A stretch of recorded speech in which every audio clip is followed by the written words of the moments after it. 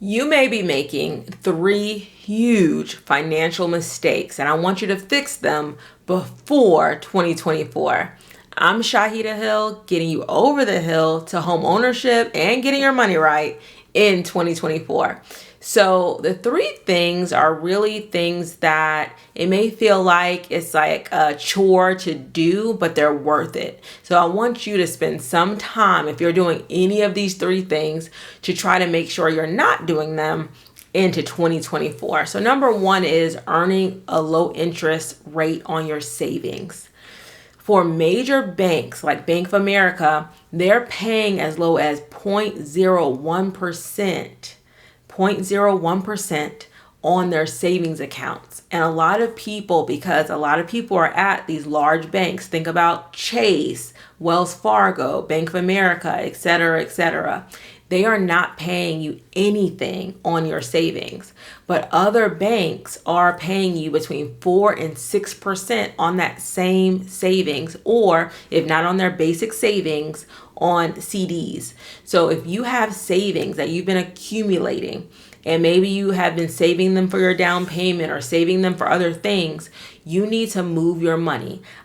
Bank of America, Wells Fargo, all of these large major banks are counting on you not wanting to be bothered, not wanting to go ahead and move money, transfer money, open new accounts, but you're leaving a lot of money on the table. For example, if you had $25,000, I'm just throwing this out here, but this makes sense for anybody. If you have $1,000, if you have $10,000, but if you had $25,000 for 1 year, the 1 year rate from Bank of America, they would be paying you $2.50 on that money. $2.50 on that money.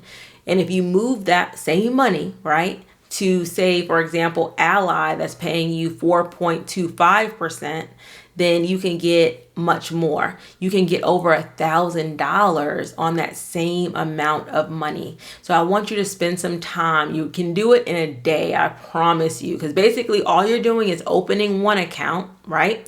You're opening one account, and then you are taking your money and transferring it from the account that you already have it in. You'll make a transfer from that bank to your new account. It's not that complicated if you're not good online, because a lot of these banks are online, but they do have some banks that credit unions may be offering some higher interest rates where you can walk in, but a lot of them are online. You need to make this financial move in 2023 and don't get these low interest rates anymore. While the Federal Reserve has raised rates, one of the things that is beneficial is that banks are paying more, right, on your savings account. So take advantage of it. Number two, commit to earning more for your current skill set. This is very important. I'm not telling you to go back to school. I'm not telling you to get another degree. I want you to commit in the next 2 months to find out, is your current skill set, your current degree, your current everything, is it worth more somewhere else? You want to find this out because inflation went up drastically since COVID, right? So everything's more expensive. Housing is more expensive. Food is more expensive. Almost every category is more expensive, but our salaries did not increase at the rate of inflation. But some industries or some cities, if you work like the government or something like that, they have gone up more than other industries. So you may have a skill set, right, that one, your current employer is paying you a certain amount for. Maybe you haven't had a significant raise, over the last 2 years, right? We're almost getting to 4 years since the beginning of COVID. Maybe you haven't had a substantial raise and you're really being pinched by inflation because, you're not making enough money. But again, everything has gone up in cost.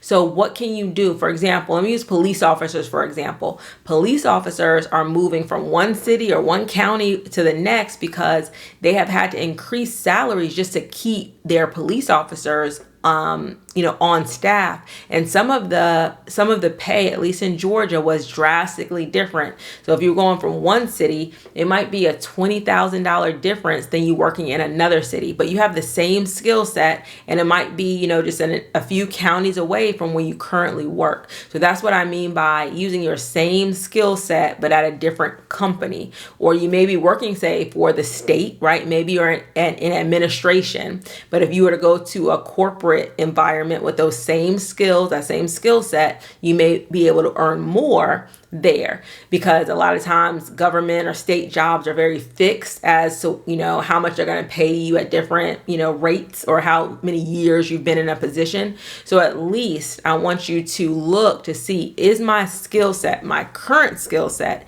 is it worth more somewhere else? And be willing to make that switch, make that change. Because in this environment, you're going to have to, in order to keep up or to build wealth, you're going to have to start making more money. If that's not in your current employer, it has to be you opening a business. It has to be doing something. But you can't just say, okay, this is what I make. I get, a 2% raise every year. So say if you got a 2% raise, but inflation went up 20%, or not 20%, but went up, say 9% or 10%, in some areas more than that, you're not keeping up with inflation, or you haven't caught up with inflation over the last couple of years. So you want to make sure that you're not missing any opportunities to make a lateral move. So the same kind of position, but doing it somewhere else and making more money. Number 3, my last mistake that you may be making financially is buying a car right now. So cars are at their highest prices that they've ever been. So the average car payment is over $700, and the average car cost, the new car, is $49,000, and a used car is around $26,000. So everything is very, very expensive. And when you're taking about that $700 car payment, putting on top of that insurance, then you're probably at between $900 and $1,000 a month for a car that is going down in value. So if you currently have a car, so if you have a car right now and you're thinking, I need another car. First of all, think about why you feel you need a new car. If it is just I want another car, I need a bigger car, because a lot of people, they have one child and get like an SUV. They go from like a sedan to an SUV. That child can fit into your sedan. I promise you, their car seat, their stroller, their everything can fit into that sedan for the most part. So you really want to think through, is this something that I actually need? Do I need this? And if you truly need it, right, and you don't have the money for it, then you want to say, okay, how can I buy this the least expensive way possible? You need to be able to, a lot of people in those $700 car notes are financing them for 7 years. You want to see, okay, if you had to finance a car, do it for 2 to 3 years or less. So whatever car you're buying, you're able to pay it off in 2 to 3 years. So it's probably not going to be a new car. It's going to be a used car, and it's not going to be a fancy new car. It's going to be, something that is reliable, that can get you, probably has, not so many miles on it, but more miles than typical, right? But it's going to be reliable. So you're going to look up, research, reliability, all of that. You want to buy the least expensive, most reliable car. So get that intersection that you can find. And if you already have a car, look into getting it fixed. Unless the repair is, drastically ridiculous, right? Then see, okay, if I can, so say the repair is $700, $800, but that's going to give you another year, 2 years out of that car, go ahead and get that car fixed instead of trying to buy a new car that's going to cost you years and years and years of higher car payments.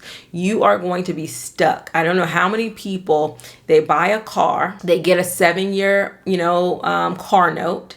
The car note is high, and then at the end of that 7 years, something happens. They wind up getting another car, rolling the first car is not paid off. They roll that old car into the new car, and then it just becomes a never-ending cycle of you always having a car payment, something that is always going, typically, right, going down in value. So it's nothing that you can sell for a profit or do anything, where you'll be using it and it's, an asset to you. It's always going to be a liability. So you want to make sure for those things that are liabilities, you're spending the least amount of money on them. So you really want to, if you can avoid it, to not buy a new car or a used car at this point, because they're both very expensive, more than they normally are in 2023 or 2024, right? You want to try to make sure you're at a financial level, either to pay cash for that car or be able to borrow money at a low interest rate. So you want to look at your credit unions to see what the lowest rate you can get. If you're going to borrow it, you can pay off that car within 2 to 3 years. So I think that is it, but don't make these financial mistakes, because I want to make sure everybody has a really, really strong 2024.